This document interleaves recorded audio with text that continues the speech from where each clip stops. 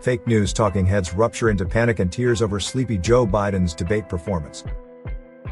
Anyone who tuned into the first presidential debate between Joe Biden and Donald Trump are in agreement.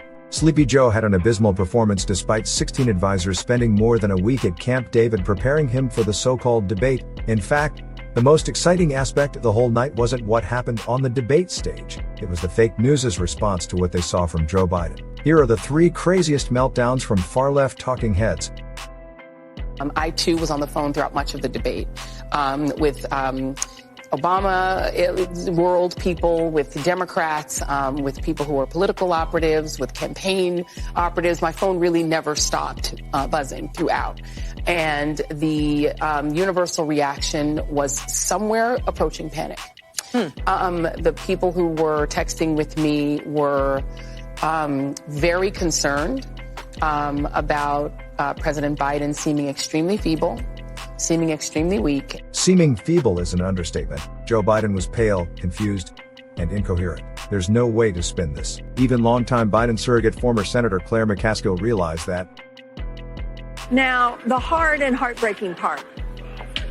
I have been a surrogate for some presidential candidates in my time. I know what the job is after a debate of a surrogate. I've never wanted to be a surrogate more than I do right now. Because when you're a surrogate, you have to focus on the positives. But I have said very clearly and very plainly on this network, and my job now is to be really honest. Joe Biden had one thing he had to do tonight, and he didn't do it. He had one thing he had to accomplish, and that was reassure America that he was up to the job at his age. And he failed at that tonight. He couldn't even articulate a coherent thought, let alone convince undecided voters that he should continue being leader of the free world. Now, does that mean that my phone blowing up with senators and campaign operatives and donors, big donors from all over the country, does that mean that Joe Biden is not going to be the candidate? I don't know that. I think we'll know a lot more in a few weeks, how this plays out, how the polling plays out. But I think a couple of things are going on right now. I think I'm not the only one whose heart is breaking right now. There's a lot of people who watched this tonight and felt terribly for Joe Biden. And, you have to ask, how did we get here? How do we get to the point that we're spending a whole lot of time talking about the vice president tonight instead of talking about the president? You don't know how we got here?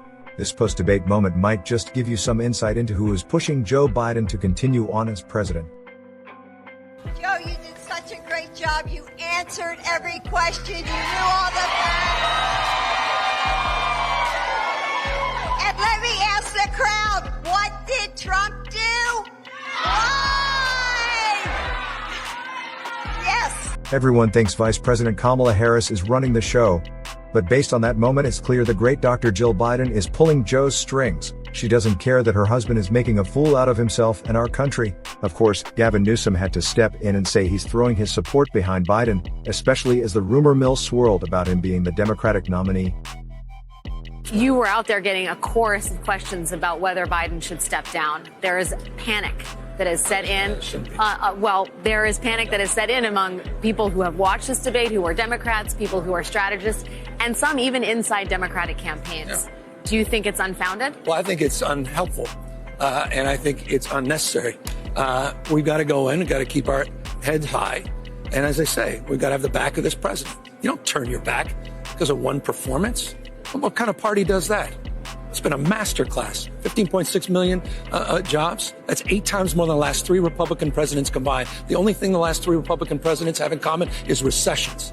Democrats deliver. This president has delivered. We need to deliver for him at this moment. With all due respect, the more time we start having these conversations, go down these rabbit holes, it's unhelpful to our democracy, our fate and future of this country, the world. They need us right now to step up, and that's exactly what I intend to do. Even you sound panicked about what you saw, Gavin. Or maybe this is your attempt to curtail your excitement because you know now you have a chance at being the Democratic nominee.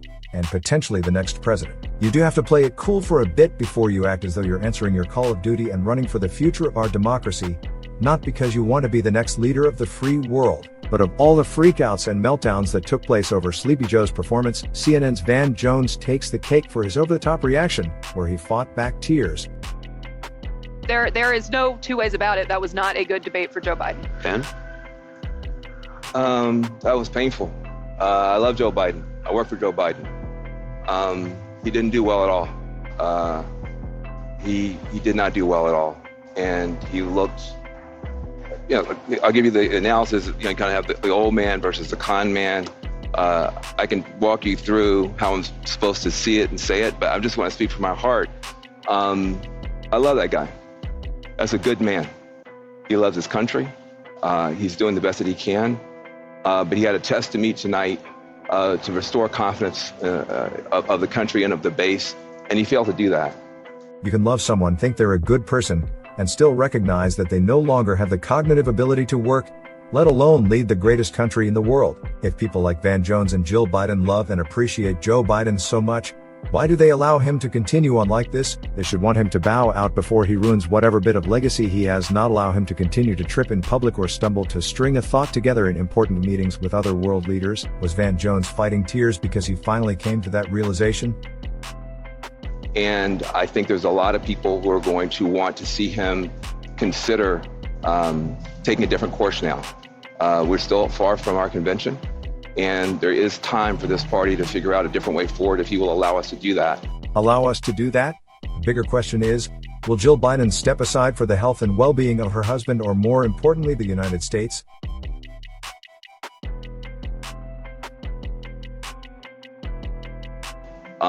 But that was not what we needed from Joe Biden, and it's personally painful for a lot of people. It's not just panic, it's pain of what we saw tonight. Democrats and the far left are in pain because they realize Joe Biden has absolutely no chance of beating Donald Trump. They're worried democracy will crumble and another January 6th will happen if the convicted felon makes his way back to the White House. Guess we'll see if America ceases to exist after President Donald Trump's next inauguration. This will be just like when the far left told us climate change would nuke the planet in 12 years. But they told us that how many dozens of years ago? They'll get all of the rabid progressives to freak out and hit the pavement, not because they want people to vote for Joe Biden, but because they want to motivate their base to stop the big bad orange man from Mar-a-Lago.